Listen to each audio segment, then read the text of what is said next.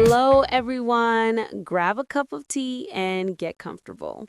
I've got mine right here. Black, no sugar as always. You? Oh, today it's green tea with honey. I'm pretending to be healthy. Classic move. You know, I actually started drinking green tea in the mornings too. Oh, really? Who are you and what did you do with George? It's still me, just an older, slightly wiser version. Well, perfect timing then, because today we're talking about routines. Ah, the rhythm of everyday life.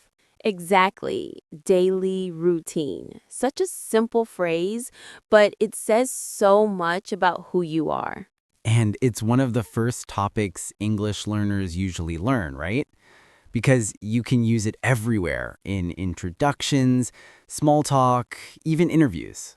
Totally. So, we'll show you how to talk about your daily routine in English in the way that sounds natural, not robotic. And maybe discover how chaotic ours really are. Oh, that's guaranteed. Before we start, quick reminder. If you enjoy natural English conversations like this, don't forget to subscribe. It really helps us keep creating more for you. Yes, thank you guys. So, let's begin at the beginning. Mornings. All right, mornings. The part of the day that divides humanity into two types, the ones who love them and the ones who suffer through them. Guess which group I'm in.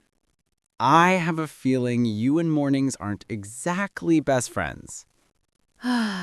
We've been in a toxic relationship for years. My alarm goes off and I hit the snooze button once, twice, maybe 3 times. That's optimistic. I used to hit snooze, but now I've got a trick. I put my phone on the other side of the room, so I have to get up to stop it. Oh, that's evil genius level. Does it actually work?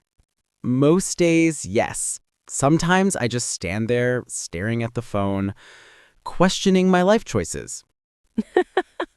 Same. So, after your existential moment, what's next? I make myself a cup of coffee. That's non-negotiable. Then I do a quick morning stretch or some light exercise. That sounds disciplined. I usually just stumble into the kitchen and make breakfast. What do you usually have? Hmm. If I have time, eggs or oatmeal. But if I'm late, which is most days, it's just toast and coffee. I grab a quick breakfast. Honest answer. I like that. I try. What about you? Do you always eat breakfast? Yes, I do. Usually something simple. Fruit, cereal, maybe yogurt. I like to start my day with something light. That's healthy. I should learn from you. Don't worry, you're inspiring others by being real. I'll take that.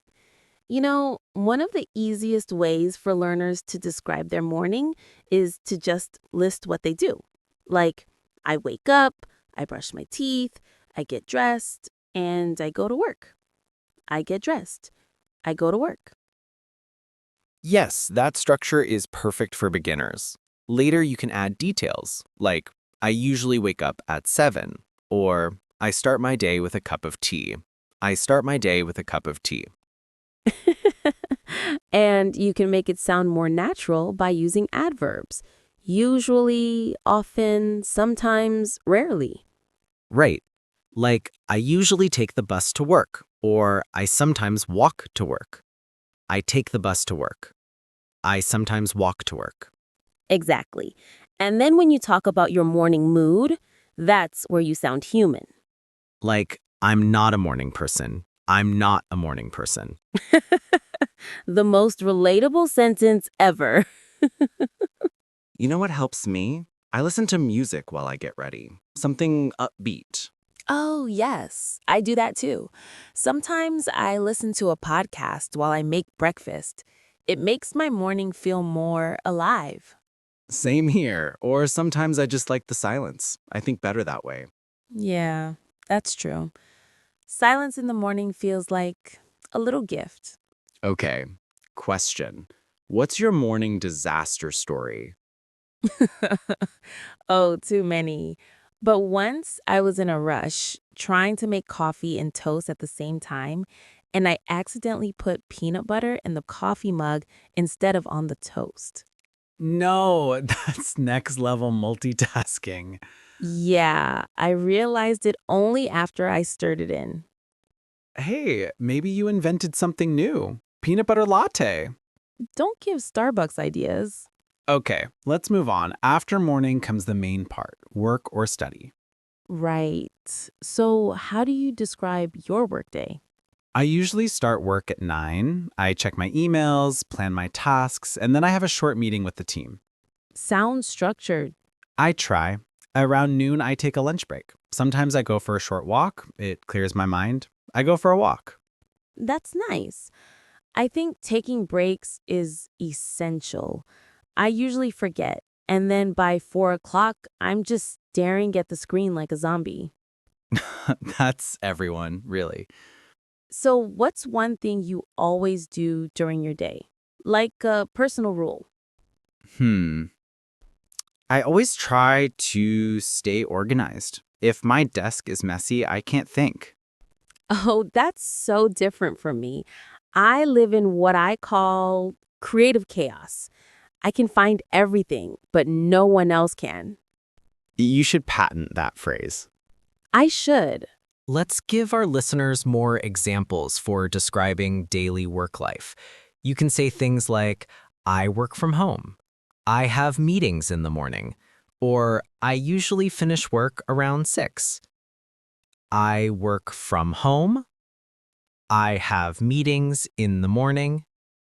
I finish work around 6. Or, I spend most of my day in front of a computer. I spend most of my day in front of a computer. That's basically modern life. And you can also use I'm responsible for or I take care of when you want to describe your duties. Yes. For example, I'm responsible for sales reports, or I take care of customer emails. Very natural. I like how even simple sentences can sound fluent if you use the right rhythm and stress. Absolutely. And routines are great for practicing that rhythm because they repeat, just like real life. You know, sometimes I wonder if routines help or trap us. Both, maybe. Routines give structure, but if they never change, you stop noticing life. That's deep. But I think routines are like the frame of a painting. They hold the chaos together. Beautifully said. I'll add that to my morning affirmations. I am the frame of my chaos. Sounds very philosophical. Maybe I'll make it my motto. Okay, let's talk about afternoons. What's your energy level around, say, 2 p.m.? Non existent. That's the afternoon slump. Coffee helps, but not always. Oh, yes, the famous post lunch energy crash. I sometimes take a short nap. 15 minutes, it really works. Power naps are great. I prefer to go for a walk instead, just to move my legs a bit. That's smart. My cat usually joins my nap, though. Hard to resist that. You and the cat, partners in productivity. Exactly. And after that little rest, I usually check my emails again, finish task, and plan the next day. I do the same. I like to end my workday by clearing my desk. It gives a sense of closure. I clear my desk at the end of the day. Oh, that's such a good habit. Maybe I'll start doing that too. Or just leave your creative chaos. True, it's part of the process. You know, when people describe their routines in English, they often stop at work. But evenings are actually the most emotional part, what you do for yourself. I agree. Evenings show who you are when the to-do list disappears. When people describe their routines in English, they often stop at work. But evenings are actually the most emotional part, what you do for yourself. I agree. Evenings show who you are when the to-do list disappears. So, what's your evening routine like? Well, after I finish work, I like to take a break and just breathe. I close my laptop, stretch, and maybe go for a short walk. If the weather's nice, I'll watch the sunset from my balcony. That sounds peaceful.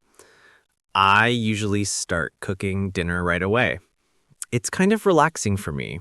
Chopping vegetables, stirring something on the stove. I cook dinner in the evening. Wow, you cook every day? I'm impressed. Well, cook might be a strong word. Sometimes it's pasta 3 days in a row.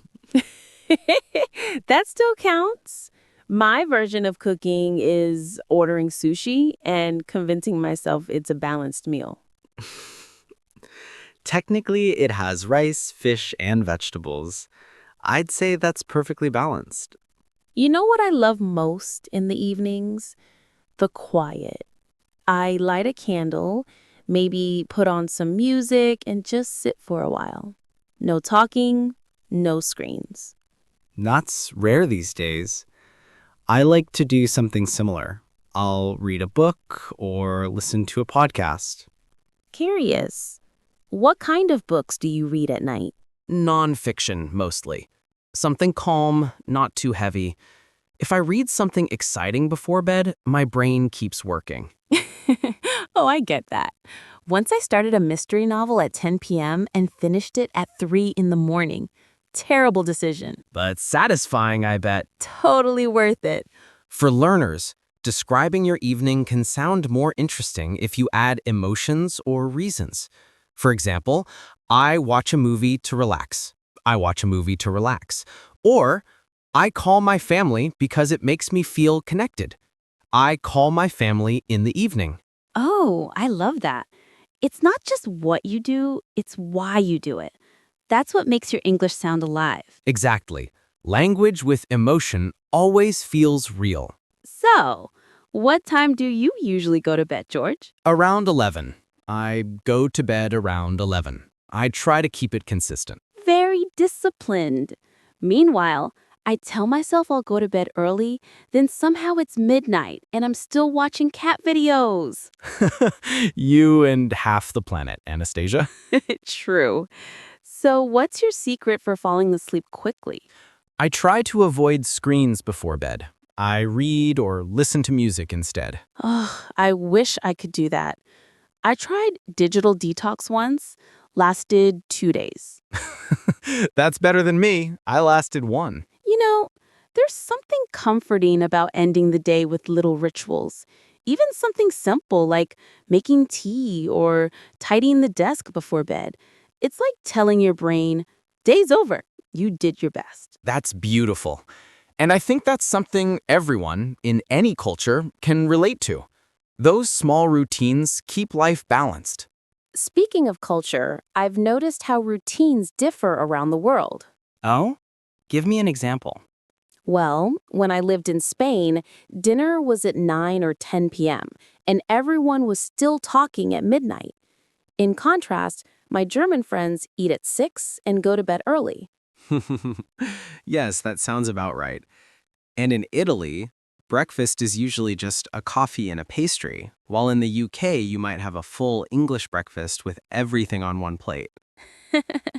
That's true. It's like culture lives in the routine. Exactly. Even how people say good morning or how was your day shows their personality and values. Yeah, and that's why learning to talk about your daily routine in English is not just about vocabulary. It's about sharing your rhythm, your world. I like that. Because when you talk about your day, you're also telling people what kind of person you are. Right. Whether you're calm and organized or spontaneous and chaotic, It's all part of your story. So let's give our listeners a few more phrases they can use. Sure. You can say things like, I usually wake up early. I start work at 9. I have lunch with colleagues. I take a nap after lunch, or I relax in the evening with my family. Or, I exercise after work. I go to the gym 3 times a week. I take my dog for a walk. Or I watch the news before bed. Perfect. Those sentences are short, but they tell so much about your lifestyle. And when you want to make it sound more advanced, you can connect them with transitions. After that, then, later on, finally. Yes, like I wake up at 7, then I have breakfast, and after that I go to work. Smooth and natural. Let's also mention weekends because they're part of the weekly routine too. Oh, yes. My weekend routine is completely different. I usually sleep in on Saturdays, no alarms allowed. Same here. I let myself wake up naturally. Then I make a big breakfast, pancakes, eggs, orange juice, the whole show. That's the good life. I like to meet friends for brunch or go to a market. Sundays are quieter. I do laundry, clean the apartment, and maybe plan the week ahead. That's smart. I tend to go for a long walk or read a book in a cafe. Sometimes I just relax and catch up on sleep. Ooh, that's my favorite hobby. Catching up on sleep. Best weekend plan ever. For learners, weekends are great for using the past tense too. You can say, last weekend I went hiking, or I visited my family. Exactly. It's a great way to sound more fluent, mixing present and past naturally. You know, Anastasia, when we talk about routines, I realize how small habits make such a big difference. Yeah, sometimes just waking up 10 minutes earlier can change the whole day. You start calmer, not rushing. Or preparing your clothes the night before. I started doing that. Saves me so much time in the morning. Smart. I still do the what should I wear dance every morning. Classic. But seriously, I think there's beauty in routine.